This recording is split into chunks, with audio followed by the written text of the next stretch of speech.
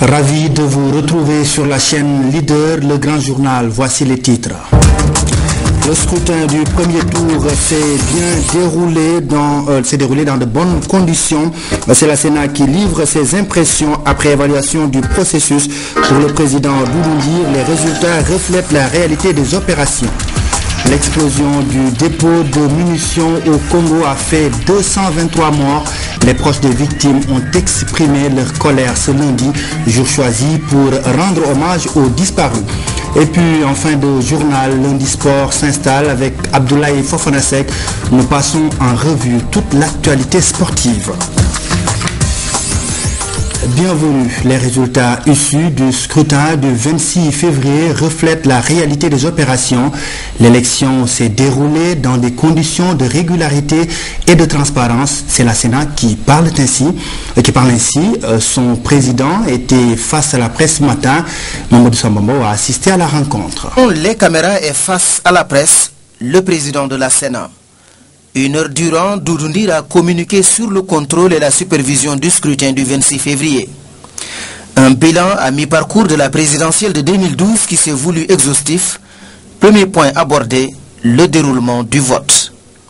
La situation tendue durant la pré-campagne et les actes de violence enregistrés au cours de la campagne électorale laissaient augurer un vote à haut risque pouvant remettre en cause la tenue d'un scrutin transparent et sincère.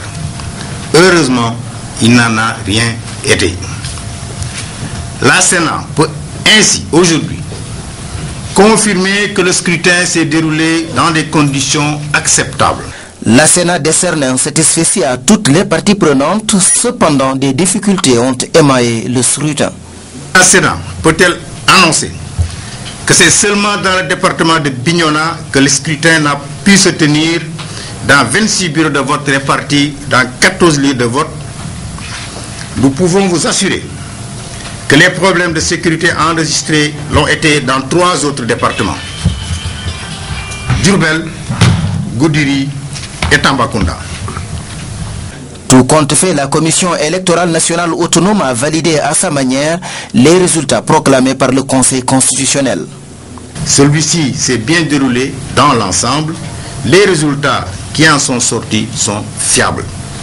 La Sénat a été représentée dans tous les bureaux de vote à quelques exceptions près. Le même dispositif sera renouvelé pour le second tour et dans cette perspective, nous nourrissons cependant les plus vives craintes au sujet de la mobilisation à temps des fonds qui sont nécessaires pour le second tour. Le budget nécessaire tourne autour de 2 milliards. La Sénat a profité de cette tribune pour demander aux forces de sécurité de veiller à l'application de l'arrêté interdisant le port d'armes, ceci pour mettre le citoyen en confiance et dans des conditions d'un vote serein. Personne ne peut affirmer la défaite du candidat des FAL au deuxième tour. Réaction des libéraux qui faisaient face à la presse aujourd'hui. Pour eux, les leaders politiques qui déclarent que leur candidat sera battu ont une analyse erronée. Aïssatou Traoré a assisté au point de presse. En période de campagne électorale, tous les moyens sont bons pour mettre à genoux l'adversaire. Dans la presse nationale, certains leaders politiques ont affirmé après analyse que mathématiquement la victoire du candidat des FAL 2012 est impossible. Les libéraux réagissent à ce verdict avant l'heure. À partir des données que nous avons, nous sommes sûrs que nous aurons 80% des voix des 12 autres candidats. Sur la base des promesses que nous avons déjà obtenues, je vous dis que nous sommes sûrs d'avoir les 80% de ces voix. Le candidat des FAL s'est adonné à la fois à la quête de voix, mais aussi à la protection des Sénégalais à hauteur d'homme. Dans certaines communautés ou dans certaines communes, Wade a enregistré des taux de victoire de 80% dans certaines communes rurales, de 54 ou 50 ou 60% dans certaines communes du Sénégal. Allez vérifier à Sendou, allez à Djinani, allez vérifier à Ndioben Sambalama, allez vérifier dans beaucoup de communautés du Sénégal par exemple. Et c'est même communautés où il a affiché grand taux de victoire, mais également un taux de participation très faible. Donc un autre réservoir également électoral. Pour les Bleus, la victoire de leur candidat est plus que probable. L'avenir édifiera tout le monde les jours à venir. Nous quittons le champ politique pour aller voir la campagne rizicole de contre-saison qui a démarré dans la vallée. Le ministre de l'Agriculture était en visite dans la zone. Il a pu constater l'état des semis pour cette saison. L'objectif est d'emblaver 30 000 hectares. Pour l'heure, la trajectoire est bonne. Le point à Ndiaye et à Ndiandan avec Aboubakri Kane. Il y a environ 3 mois, une rencontre avait réuni les services du ministère de l'Agriculture et les producteurs pour définir les modalités d'organisation de la contre-saison. De grandes ambitions ont été déclinées par les uns et les autres pour dépasser le record de 22 500 hectares en 2009. 30 000 hectares, c'est le défi que les deux parties s'étaient fixé. Et pour ce faire, il fallait réunir un certain nombre de conditions, aussi bien de la part du gouvernement que de la part des agriculteurs. Cela tournait en ce qui nous concerne essentiellement autour de la mise en place dans de bonnes conditions à temps, notamment des intrants et en particulier des engrais et de l'urée principalement. Donc des engagements avaient été pris et nous nous sommes donc entendus sur cet objectif de 30 000 hectares avec en accompagnement la mise en place de 11 000 tonnes d'urée. Au centre de Ndiaye, les discussions ont permis de faire le point des préparatifs et du respect des engagements de part et d'autre. Aujourd'hui, les intentions en matière d'emblavure dépassent même les prévisions. 30 285 hectares d'intention d'emblavure, ce qui est excellent. Le travail du sol est achevé pour un peu moins de 19 000 hectares et les semis ont démarré sur les chapeaux de roue. Donc nous pouvons espérer que l'objectif sera atteint et peut-être dépassé, ce qui apportera une contribution très importante à la formation de l'offre de riz. Les producteurs remplissent leur contrat parce que aussi le ministère a rempli son contrat.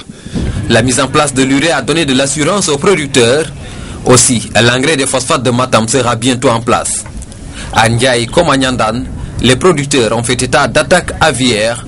Les dortoirs ont été identifiés et les premières mesures de la lutte esquissées avec les responsables de la DPV. Des démarches sont aussi entreprises avec la Mauritanie pour une synergie des efforts. Globalement, les engagements sont respectés par les différentes parties pour réussir la plus grande campagne de contre-saison dans la vallée. Et nous parlons de la redynamisation de la filière riz. Les acteurs sont en train de renouveler leurs instances dirigeantes pour ensuite mettre en place un nouveau plan d'action. Et ceci concerne 3 projets de promotion de la production de riz dans le Delta, nous dit Madindaou. Sous l'impulsion de la SAED, le comité interprofessionnel de concertation sur la filière du riz local, plus connu sous le sigle CIRIS, a été créé en 1998. Il regroupe une dizaine de collèges et s'était fixé comme objectif d'asseoir une concertation pour la promotion du riz sénégalais. Après une longue période de léthargie, le comité entame un nouveau départ. Au cours de l'atelier consacré à la redynamisation du CIRIS, plusieurs contraintes ont été identifiées, parmi lesquelles un dysfonctionnement et une désolidarisation de certains acteurs, contraintes qui ont laissé le producteur à lui-même. Nous voulons que les choses se recentrent, que les producteurs restent dans le secteur de la production, les industriels de la transformation prennent leur rôle pour pouvoir effectivement, avant récolte même, discuter et s'accorder sur le prix avec les producteurs, transformer et aux commerçants effectivement de vendre. Et comme aujourd'hui dans le nouveau contexte institutionnel, il y a la société de promotion et de commercialisation du riz, dans la discussion, on prendra en compte cette nouveauté-là. Pour le directeur général adjoint de la SAED, qui a rappelé l'option du gouvernement de réduire les effets négatifs des importations du riz sur l'économie nationale, des efforts sont encore à faire sur la mise en valeur dans la vallée du fleuve Sénégal. Les différents acteurs ont ensuite échangé sur les termes de référence des futurs ateliers qui devront déboucher sur l'adoption du nouveau plan d'action du CIRIS et le renouvellement des instances de base. Nos cousins sérères aiment bien le riz et la riziculture réapparaît à Diofior, dans cette localité de la région de Fatick. Il est prévu l'exploitation de 50 hectares à la prochaine campagne et les choses sont facilitées par le projet Bafon financé par le gouvernement japonais. Visite de site à Baboulaye avec Bachir Ba. Des hôtes accueillis avec les honneurs et honorés comme des héros, la JICA, le PAM, le PAPIL et l'ANCAR ont amélioré les capacités de production des riziculteurs de Diofior grâce aux 2 digues mises en place sur le site de Baboulaye. Il était très difficile de faire de la production de riz, mais avec ces aménagements donc secondaires et structurants, cette campagne on a pu emblaver 15 hectares dans le cadre du PBF, 18 hectares donc dans le cadre du PAPIL et donc 5 hectares d'initiatives personnelles. Au-delà de Diofior, le projet Bas-Fond concerne 7 sites dans la région de Fatick. Il vise l'aménagement d'une superficie rizicole globale de 150 hectares. La construction de différents ouvrages de régulation, 16 ouvrages, la mise en œuvre d'un programme d'aménagement donc de parcelles. Au total, 530 parcelles ont été aménagées et la réalisation de plus de 6 km de diguettes de séparation. La mise en œuvre d'un programme aussi de production maraîchère dans plusieurs sites. Le maraîchage a déjà démarré. Le GIE Sakhdjam, composé en majorité de femmes, est à l'œuvre dans sa parcelle. Pour mieux atteindre sa cible, le PBF met un accent particulier sur les femmes. Outcome for us is really to ensure household food security. With that, we have... L'objectif, c'est vraiment d'assurer la sécurité alimentaire. Nous avons des jardins où l'on cultive des légumes. C'est une manière de permettre aux femmes de vendre les produits pour disposer de revenus afin d'être indépendantes et s'éloigner de la pauvreté. Out of this is the ability of the women to sell the commodities in the market. Les connaissances des femmes sont essentielles pour le choix de bonnes variétés de riz, pour le goût, pour faciliter la cuisson et la conservation, et même pour le stockage du paddy et des grains. Financé par le Japon et ayant pour agence d'exécution le PAM, le PBF est présent dans d'autres pays de la sous-région. Les bailleurs se disent satisfaits des résultats. En 2010, 6 000 tonnes de riz sont récoltées, soit une moyenne de 4 tonnes par hectare. C'est plus que doubler la production de riz et je suis heureux d'une telle réussite. Le projet Bas-Fond cible pendant 3 ans 600 ménages, soit 3600 bénéficiaires directs. Des sessions de formation dans les différents domaines d'activité ont permis de renforcer les capacités techniques des exploitants. Nous restons dans la zone de Fatick pour nous rendre à Thialane et à Ndangan-Sambou. Ces 2 villages disposent désormais d'une eau potable. Le programme de microfinancement du Fonds pour l'environnement mondial y a construit 9 puits. La joie des populations relatée ici par René Massiga Diouf. Dans les îles du Saloum, il est difficile de trouver une eau potable. Cela à cause de la salinité des eaux qui affecte la nappe. Pour aider les populations à accéder à cette source vitale, le Microfem a réalisé 9 puits dans les villages de Thialane et Ndangan-Sambou. Dans le cas des îles du Saloum, ce sont ces citernes et les puits qui ont été construits. Vous avez 5 puits à Ndangan, 4 à Thialane. C'est un projet très important qui a été financé à hauteur de 11 millions pour ce qui concerne le village de Ndangan-Sambou et 10 millions pour ce qui concerne le village de Thialane, et qui nous a permis vraiment de réduire en tout cas l'effort consenti par les femmes auparavant qui avaient beaucoup de difficultés pour accéder à l'eau potable. Avant la réalisation de ces puits, les populations parcouraient des kilomètres pour avoir cette denrée précieuse avec une qualité peu appréciable. Aujourd'hui, elles disposent d'une eau en qualité et en quantité sans éprouver de grandes difficultés. Il n'y avait pas assez de puits pour puiser. Il y avait quelques puits, ça ne suffisait pas pour le village.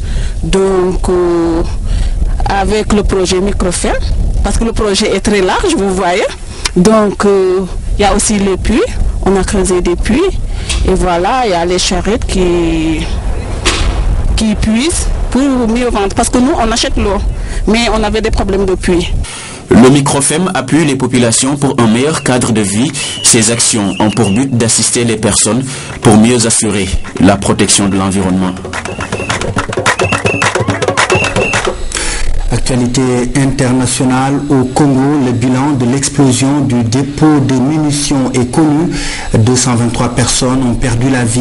Un hommage mérité leur a été rendu ce jour par une population en colère qui réclame la lumière sur cette affaire.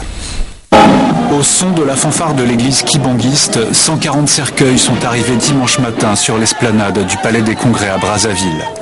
Une odeur de mort planait sur cette cérémonie œcuménique en hommage aux victimes de l'explosion d'un dépôt de munitions dans la capitale la semaine dernière. Les passages des évangiles ont été choisis à propos. Et si vous ne vous convertissez pas, vous périrez tous comme eux. Outre l'église kibanguiste, les églises protestantes et catholiques se sont jointes aux obsèques qui ont mis fin à 4 jours de deuil national. Face aux officiels, au premier rang desquels se trouvait le président Sassou Nguesso, des tentes blanches avaient été dressées pour les proches des victimes. Des parents qui ont exprimé leur désespoir, mais aussi leur colère. Moi je considère que ce n'est pas une catastrophe naturelle, c'est une erreur humaine de la part de nos gouvernants. On ne peut pas accepter. Nos autorités continuent à garder des munitions dangereuses dans la ville capitale. Au cours de la cérémonie, un officiel a fourni un dernier bilan de l'explosion. 223 corps ont été enregistrés dans les morgues de la capitale, dont 159 seulement ont pu être identifiés. Les cercueils ont été inhumés dans un cimetière à proximité, mais après l'hommage, les interrogations demeurent sur les responsables de ce terrible accident. Israël poursuit ses raids aériens autour de la bande de Gaza. 3 personnes sont tuées, une trentaine d'autres blessées du côté palestinien. Israël ne déplore que de légers dégâts.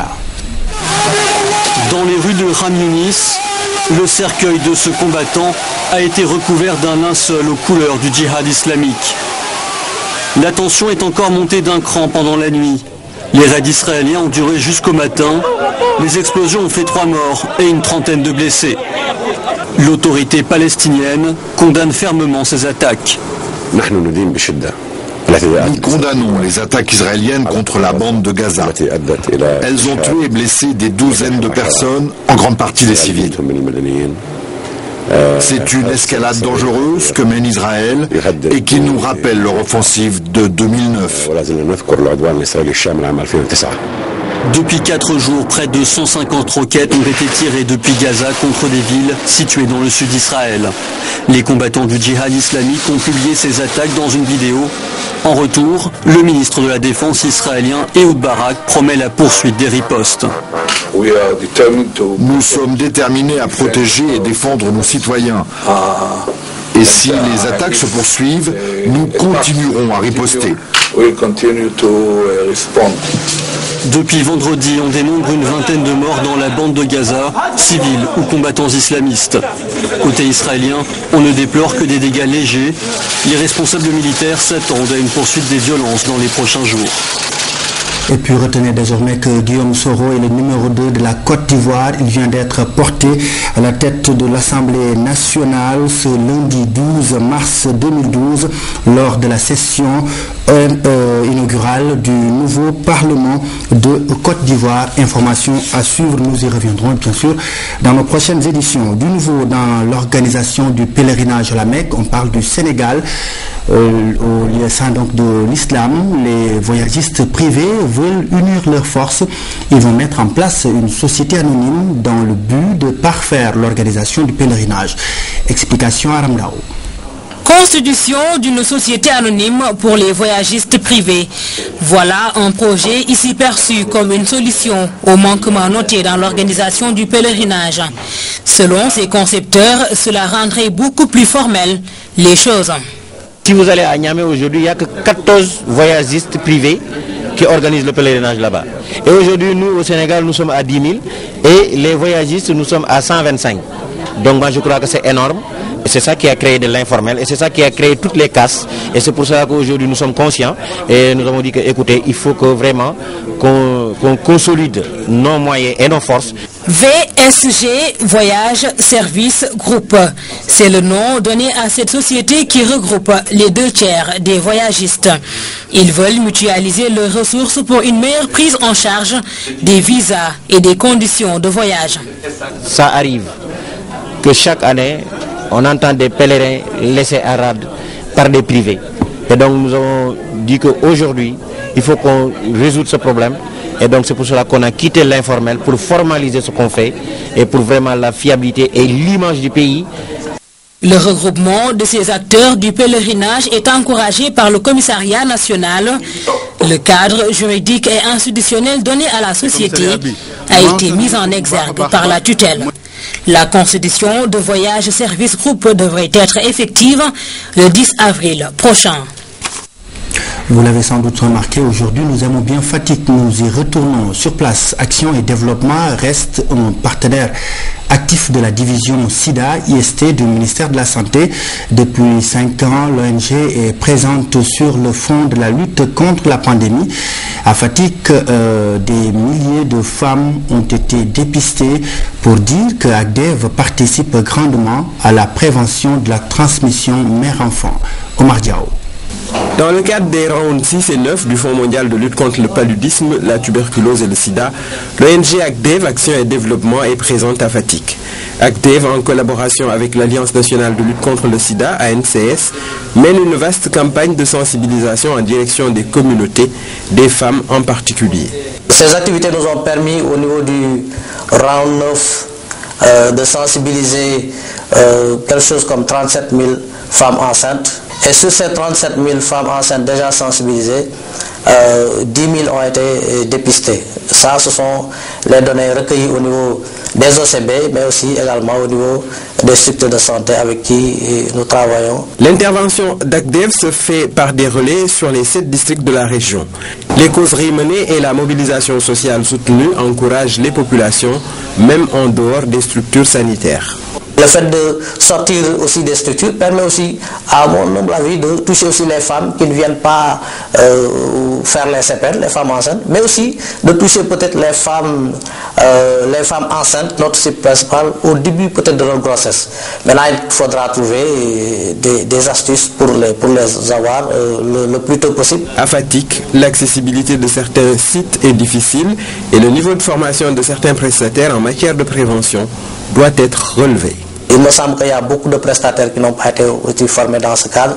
Et aussi, nous, dans le cadre de nos supervisions, nous rencontrons aussi dans plusieurs sites des gens, des prestataires sages-femmes ICP qui se plaignent surtout des ruptures pour les tests de dépistage. La mise à jour des connaissances et des pratiques en matière de prévention est indispensable pour l'amélioration de la réponse sanitaire. Sur toute sa zone d'intervention, l'ONG travaille en étroite collaboration avec les organisations communautaires de base pour optimiser l'adhésion des populations. Les domestiques rencontrent d'énormes problèmes dans l'exercice de leurs tâches quotidiennes. Elles ont profité de la Journée mondiale de la femme pour en parler, regroupées au sein du mouvement des employés de maison du Sénégal. Ces femmes ont marqué un temps d'arrêt pour sensibiliser le reste de la population sur leur sort. Claire Diop. Dans une maison sise à Liberté 6, une employée de maison s'adonne à des travaux domestiques. L'activité est renouvelée chaque jour du matin au soir avec à la fin du mois un salaire très inférieur au travail abattu. Pour mieux prendre en charge les préoccupations de cette couche vulnérable de la société, le MEMS est né. Son combat, une valorisation des salaires des employés de maison, une formation de ces derniers, une couverture médicale entre autres. Nous nous battons pour appliquer la convention collective des domestiques et gens de maison, à essayer à appliquer la grille de salaire. Bien entendu qu'on n'a pas encore mis la sécurité sociale, la prise en charge médicale. La prise en charge médicale est prise par l'employeur. Maintenant, le premier objectif, c'est de placer un domestique ou genre de maison avec un salaire de minimum 40 000. Le mouvement s'attelle depuis sa création en avril dernier au placement de personnel de maison. Parmi les quelques 200 membres, certains ont pu trouver un travail. L'encadrement est salué. Oui, le travail que je fais, je suis satisfait. C'est bien, je me débrouille bien. Vraiment, je remercie beaucoup le mouvement. Moi, je viens de la Casamance. Le mouvement m'a trouvé du travail. J'ai mon salaire et tout, je travaille sans problème. Du côté de l'employeur, trouvé sur place, le service est satisfaisant. La discrimination est à bannir. Il faut considérer les bonnes corps comme des êtres humains. On n'est pas mieux qu'elles parce qu'elles font ça parce qu'elles n'ont pas des études poussées par exemple ou pour trouver du travail ou bien des moyens. Elles viennent des villages donc il faut les aider. Cette visite est la première partie de cette caravane des domestiques et employés de maison. Le but est de former les adhérents mais aussi de pousser les autorités à mieux prendre en charge leurs difficultés pour de meilleures conditions de vie. Lumière de la Renaissance, c'est le titre du recueil de poèmes publié par Thierno Souleymane Diop Niang. Dans l'ouvrage, l'auteur revient sur certaines valeurs de la civilisation africaine. Il met en exergue le courage, le pardon et l'amour. Diana Badja était à la cérémonie de dédicace pour nous. Il est jeune et passionné de littérature. Avec ce recueil de poèmes, Souleymane Diop Niang intègre désormais le cercle des poètes. L'amour, l'injustice, le courage, la paix sont entre autres les sujets développés. L'auteur s'inspire de la vie de tous les jours. C'est les gens que je rencontre d'or. C'est ma grand-mère, c'est ma mère, c'est mes amis. C'est la foi profonde que j'ai qu'un jour, ce continent et ce pays se développera par ces jeunes qui doivent s'engager. C'est tout cela qui m'inspire, raison pour laquelle j'ai pris ma plume pour parler. Étudiant en droit, il est décrit comme un jeune poète engagé, sensible et passionné par tous ceux qui ont parcouru sa première publication. En lui déjà je sentais qu'il se dégageait une fumée qui est devenue aujourd'hui une flamme. Voilà. Et je suis très content de lui parce que c'est quelqu'un qui avait l'air combatif déjà, qui était acharné quand même au niveau du travail. Et il se distinguait fortement des autres. Je m'en réfère également à simplement quelques coups d'œil que j'ai jetés à quelques-uns des vers de ce poème. Nous avons ici vu rapidement une forme d'expression singulière. Je pense à l'utilisation particulière qu'il fait du verset. Par sa plume, Thierno Souleymane parle de l'amour que lui portent sa grand-mère et sa maman, un acte qui ne laisse pas cette dernière indifférente. Avoir un fils à son âge, qui essaie quand même de faire, je ne dirais pas un essai, parce que c'est un essai, il a réussi aujourd'hui, mais quand même, qui a publié un recueil, ça ne peut qu'être une fierté pour moi. Et moi aussi de mon côté, je le remercie vivement pour les mots qu'il a témoigné tout à l'heure dans la salle, qui m'a fait frémir. Merci beaucoup Thierno, et je lui souhaite bon vent et beaucoup de succès. Nafissatou Diadiouf, qui a préfacé Lumière de la Renaissance, a souligné le talent de l'auteur. De plus, elle l'encourage à persévérer sur le chemin exigeant de l'écriture et de la production littéraire. Bon courage, Thierno. Abdoulaye, bonsoir. Bonsoir, Thierno Ahmadou. Lundi sport comme tous les lundis. Aujourd'hui, au menu, nous avons du foot, nous avons de l'hippisme. Absolument, Thierno Ahmadou. Et nous démarrons par la Ligue 1. La 6e journée a vu la victoire de Niary Tally aux dépens de Dara. Tout à fait, Thierno Ahmadou, si battu lors de la journée précédente par l'AS Pikine, Niary Tally s'est refait une santé en s'imposant à domicile face à l'AS Dara sur la marque de 3-1. Avec ce succès, Niary Tally se relance au classement dans la poule B. Les temps forts de cette rencontre avec Enrique Bokoko. Après sa défaite concédée face à l'AS Pikine lors de la 5e journée, Niary Tally se devait de renouer avec le succès. Face à Dara, les protégés d'Amadou Lamine Seck n'ont pas fait dans la dentelle. D'entre deux jeux, ils se mettent rapidement sur orbite. Sidat Ndiaye trouve dans la profondeur Youssouf Badji qui adresse un centre-tir bien repris par Makodou Diouf. Première étincelle. Réaction des joueurs de Dara sur ce renvoi défensif, Cheikh Sarr dans l'entrejeu et 4 pour Albourine Dao. Mais ce dernier dévie sa frappe. Il a confondu vitesse et précipitation. Les joueurs de Niary Tally, plus entreprenants, gagnent les duels en milieu de terrain. Alphonse Ba trouve un autre Ba, en l'occurrence Abdoulaye, qui sert parfaitement Mohamed Niang Diop. L'attaquant international fusille le portier de Dara. 1-0. Ce sera le score à la mi-temps. Les quelques supporters de Niary Tally chauffés à blanc exultent. Du retour des vestiaires, Les joueurs de Dara vont tenter de sonner la charge. Leiti Sanko remonte le terrain et s'appuie sur Ibrahim Dao qui rate son contrôle. Les joueurs de Dara et Moussé vont finir par craquer en fin de rencontre sur ce centre millimétré de Youssouf Badji. Abdoulaye Ba torse l'addition 2-0. Dans les ultimes secondes du temps additionnel, Toumadi Diédiou enfonce le clou en inscrivant le 3e but. Score final 3-0, Niari Tali s'impose avec la manière et se relance au classement. Sentiment de satisfaction.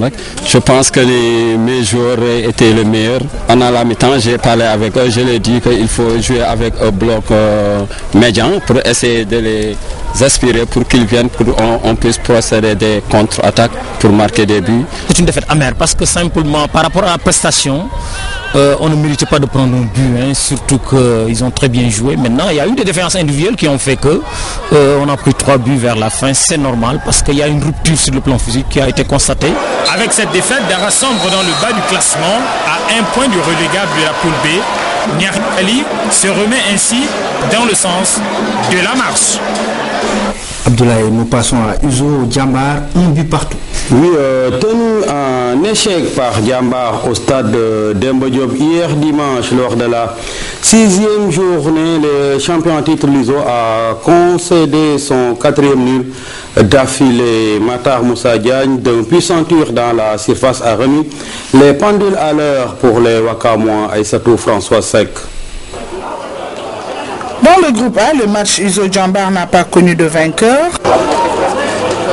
Dès l'entame de la partie, Djambar affiche ses ambitions. 11e minute, frappe lointaine de Salif qui oblige Seni Ndiaye à étaler tout son talent.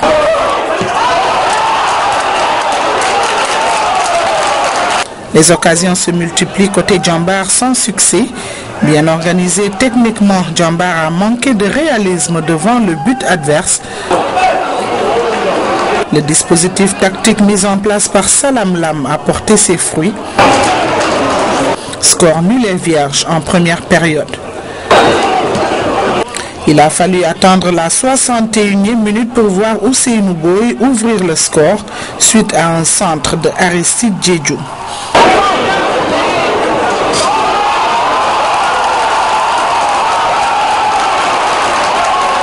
Un but à 0 pour Djambar. La joie des poulains de Boubacar Gassama sera de courte durée. 9 minutes plus tard, les champions en titre apportent la réplique. Matar Ndiaye, d'un tir puissant, remet les pendules à l'heure.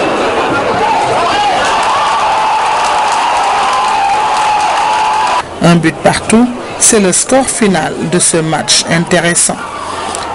L'Union sportive de Ouakam enregistre ainsi son 4e match nul. À l'issue de la 6e journée, Djambar et Uzo occupent respectivement la 2e et 3e place du groupe A avec 10 points. Et les Gabous ont perdu le fauteuil face à l'AS Pikine. Tout à fait, Thiam Ahmadoussi. 2 buts à 0, c'est le score final entre l'AS Pikine et l'équipe de la Douane. Les Pikinois ont ouvert la marque à la dernière minute de la première période avant de corser l'addition à la 85e minute de la rencontre. Ibrahim Ndong. Jamais 203, l'adage est bien respecté par l'AS Pikine. L'équipe Fagno de la banlieue signe sa 3e victoire consécutive à domicile. Après avoir pris le dessus sur Touré Konda lors de la 4e journée, suivi de Niari Tali, c'est au tour des Gablous de la Douane de faire les frais des protégés de Moustapha Sek. Pourtant, c'est l'AS Douane qui se fait menaçant dès la 23e minute par l'intermédiaire de Mambiram Gaï. 42e minute, l'AS Pikine sonne la réplique. Robert François Abadian est tout près de l'ouverture du score.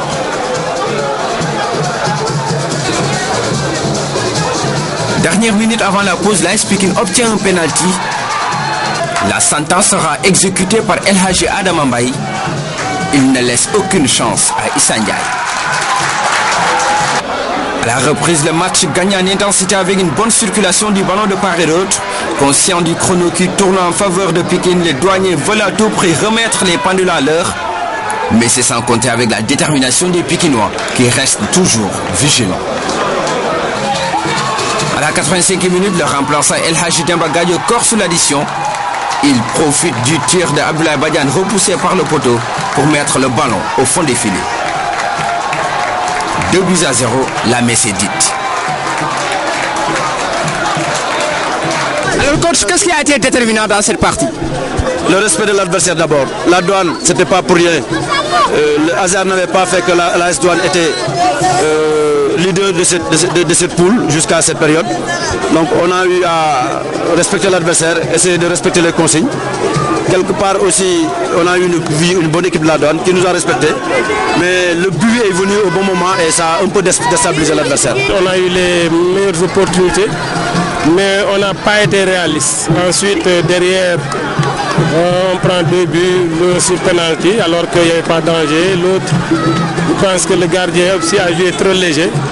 Je pense que c'est une faute du gardien de but, mais ça va avec le football. Je pense que là, on a assisté à un bon match. L'AS Pikine reste toujours sur sa marche victorieuse. Pendant ce temps, le Casa Sport profite de la défaite de la Douane et occupe la première place de la poule B. Ligue 1, toujours les Ziguinchorois, nouveau leader de la poule B. Oui, Thierno Ahmadou, le Casa Sport a décroché sa 2e victoire d'affilée en s'imposant dimanche à Dembodio face au Jaraaf de Dakar sur la marque de 2-1 grâce à un doublé de l'ex-sociétaire des Verts et Blancs Pape Sané. Le Casa Sport s'impose de fort belle manière, lui Philippe Sagna. Attention, cette belle action, la talonnade, Pape Sané la frappe. Oh là là, c'est Pape Sané. Voici le bourreau du Jaraaf. Il se nomme Pape Sané. Sur une superbe... Face à ses anciens coéquipiers, le nouvel homme fort du Casa a frappé 2 fois. D'abord ce penalty qui transforme à la 53e minute de jeu. C'est parfait de Pape Sané. Il ouvre le score pour le Casa Sport devant le Jaraaf à Dakar. Puis cette action offensive qu'il concrétise pas après. Emile Paul Tendeng, passement de jambe, le bon service, le centre, le doublé de Pape Sané. Oh que c'est beau joué, oh que c'est bien joué. Pape Sané qui double la mise, c'est bon, 2 minutes après l'ouverture du score.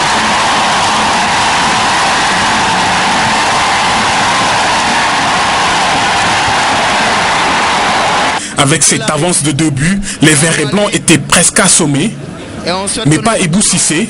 Suite à cet errement de la défense des visiteurs, l'attaquant du Jaraaf en profite pour réduire le score.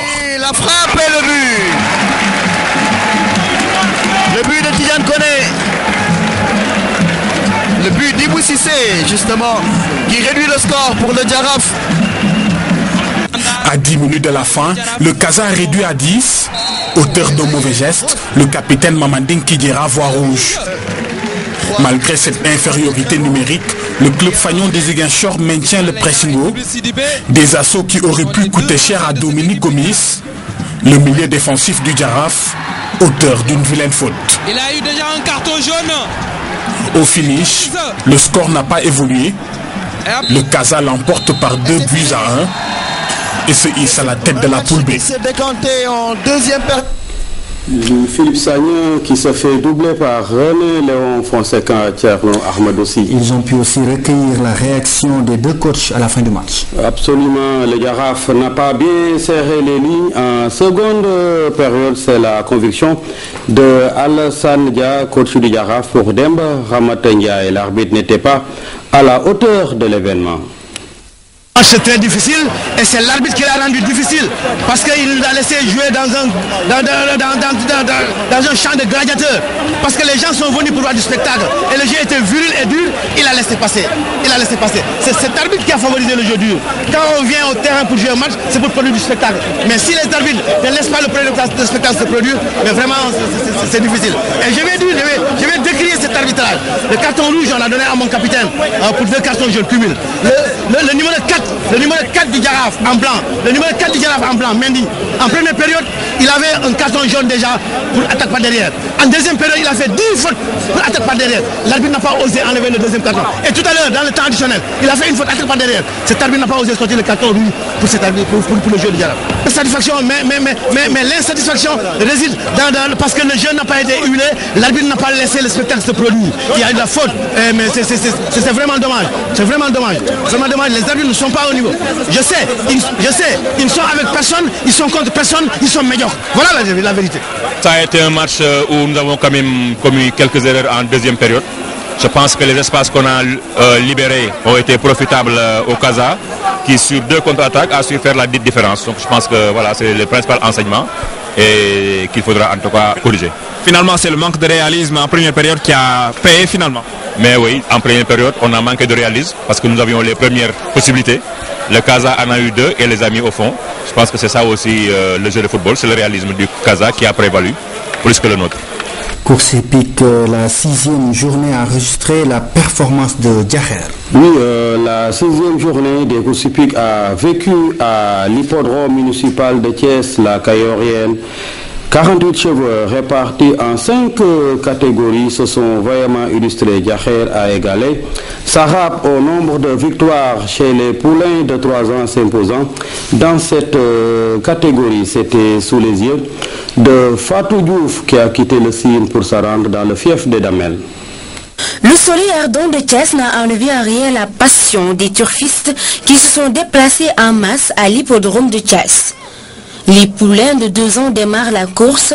Khadija, plus rapide, s'est illustrée en pliant les 1200 mètres en 1 minute 40. Khadija ngi ni tak numéro 5 waaye xale baa ngi koy door nu mu koy doole ndeysaan première Khadija numéro 5 première Khadija. Chez les poulains de 3 ans, ce dimanche n'a pas été jour de chance pour Sarab. Son excès de poids a été un handicap. Il lui a fait perdre une 5e victoire. Sur 1650 mètres, c'est au dernier virage que les jockeys ont vraiment accéléré la cadence. Finalement, Djaher a remporté la mise pour la 4e fois. Aucune chance donc pour Abdourahim et Sarab. Attention les juges, attention les juges, attention les juges, attention les juges, attention les juges, attention les juges. Première Djaher, deuxième Abdourahim, deuxième Arifa. Et Lobo lui a détrôné Willy dans la catégorie des Mbayars. Les Foutanké, Nas Junior a dominé ses adversaires et passe la ligne d'arrivée après 3 minutes 14 de course. sama yaram daw na parce que yokku na lu bari Adja Biram Bawo ak Karim génn na ci groupe bi ñoom itamit ñëw na ak Gadiaga jóge na ci ligne bi ñëw ci. Chez les Narogor, la concurrence a été rude. Toi et moi, plus féroce, a sorti le grand galop pour s'imposer en 3 minutes 13 sur les 2200 mètres réservés au pur sang. Et cela au grand bonheur des amateurs de course qui se sont régalés. Voilà, merci à notre précieux collaborateur Diawara Fils dans l'âme, Thierno Ahmadou. C'était tout pour ce soir. Rendez-vous lundi prochain, Inch'Allah. S'il plaît à Dieu.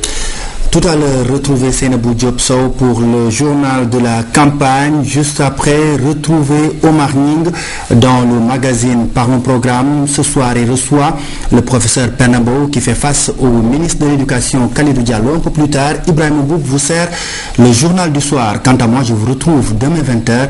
Merci de vous intéresser à ce que nous faisons. Bonsoir.